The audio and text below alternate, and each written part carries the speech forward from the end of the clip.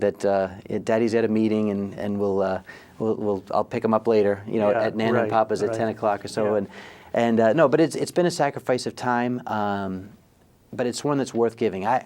One thing about me too, I'm an Eagle Scout, and I always sort of have had in the back of my mind. My son's an Eagle Scout too. Congratulations. I have to throw that out there. Yeah, and it's not just the son who's an Eagle. There's a lot of work that the parents do to help the kids get there. I worked on the merit badges too. That's right. A lot of dedication, a lot of time that you spend camping and all that. So yeah, it's fun. It was a wonderful experience for me in my life. I was able to achieve the highest rank, and with that came, I think, an understanding that I would at some point give back to society in a way. I've been fortunate. I've been able to go to college. I've had jobs that people have sort of helped move me along in a way that I really feel I've been blessed in a way. This, to me, is my opportunity to give back. I'm 40 years old. I do have 2 daughters, and what I want to do is try to make our towns, our state, affordable and a wonderful place for them to live in. Mm-hmm. And I'm going to try to do what I can to make that happen with whatever time and resources I have. Okay. It sounds wonderful. Talking about the little kids and the communities, you mentioned you're a member of the Finance Committee. Now we're in budget season. What do you see happening as the budget is coming together as a representative of the Finance Committee? Well, again, Whitman has the distinct advantage of having good, solid financials going into budget season this year and last year. Mm-hmm. However, 2 years now, we're in our second year of revenue that's dropped, local revenue, state funds that have dropped. So this year is actually the most difficult year, I think, that the Finance Committee's seen in quite a long time. Mm-hmm. I think I just heard on the news today a $295 million budget shortfall for the state.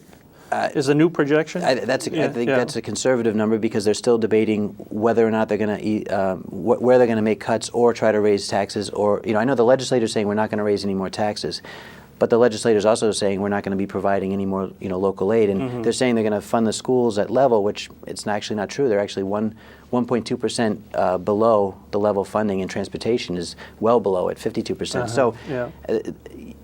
This still is it's an evolving process that is not looking good for the towns, and again, Whitman has been fortunate, but I'll tell you, Abington has a $1.5 million shortfall before they get the final revenue figures from the state. East Bridgewater is also facing major cuts, and their school, for example, in East Bridgewater, the schools there are looking to. Last year they raised transportation fees, and this year they're raising activity fees to $250 per child mm-hmm. per activity. So, right. There is a cap on it, but still, if you want your kids to be involved in an activity that you and I maybe once took it for granted, yeah. and took for free. Sports, extracurricular activities. Yeah, sure. Parents are getting increased taxes. If they're not laid off, maybe cuts in their pay and their jobs, and now they're being asked by their local communities to contribute more to things that at one point we all considered just part of the program. Right. Well, these certainly are difficult times. Do you want to talk about some other issues that you've discussed as a member of the Finance Committee, other budgetary issues for the state or for the towns? Yeah, there's a lot you can touch on. Every department's affected. For example, the police department. The Quinn bill. The Quinn bill, exactly. Yeah. That was something that at one point you were supposed to be getting 50% reimbursement from the state. Right. Last year we got 10% reimbursement. This year we're getting 0 reimbursement. That's quite a bit of money in each town. Mm-hmm. And I'm not saying that in fact, I'm actually on record as saying I'm in favor of the Quinn bill. I think that it's important for our law enforcement to be continually educated on new procedures. There's always changing law. There's changing equipment and sure. for research. at a time too when the economy is down. This is a time when crime tends to go up. So what's tough is you're cutting budgets for police or fire at a time when people need more and more services because they're out of work and there's more crime, there's issues around the house. So it's a double-edged sword when you cut the money for that. But the Quinn bill, for example, is just another thing that affects the overall town budgets, and it wasn't, it was a mandate, and now an unfunded mandate. Right. Do you want to talk a little bit more about the issues, financial issues, or do you want to kind of segue to more of the social issues at this point? Is there anything you'd like to talk about today? Or do you want to just do the fun stuff and go right into some upcoming events and some things that the Diehl campaign has planned in the coming months? Yeah.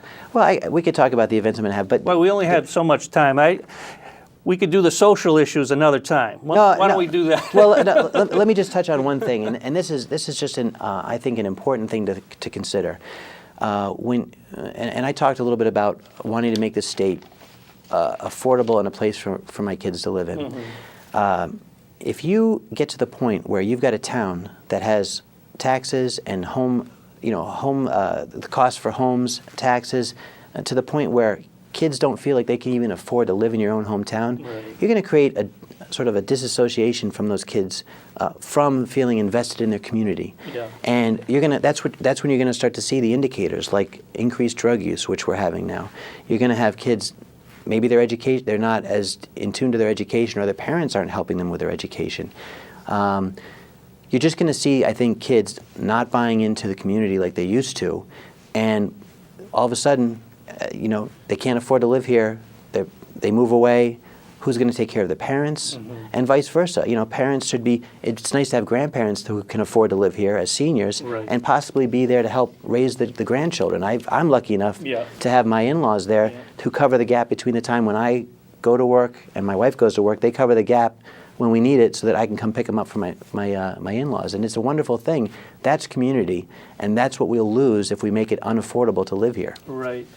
Well, we've seen that before. There's certain towns and cities that are actually losing population. The young people or the people with careers have to go where their jobs are.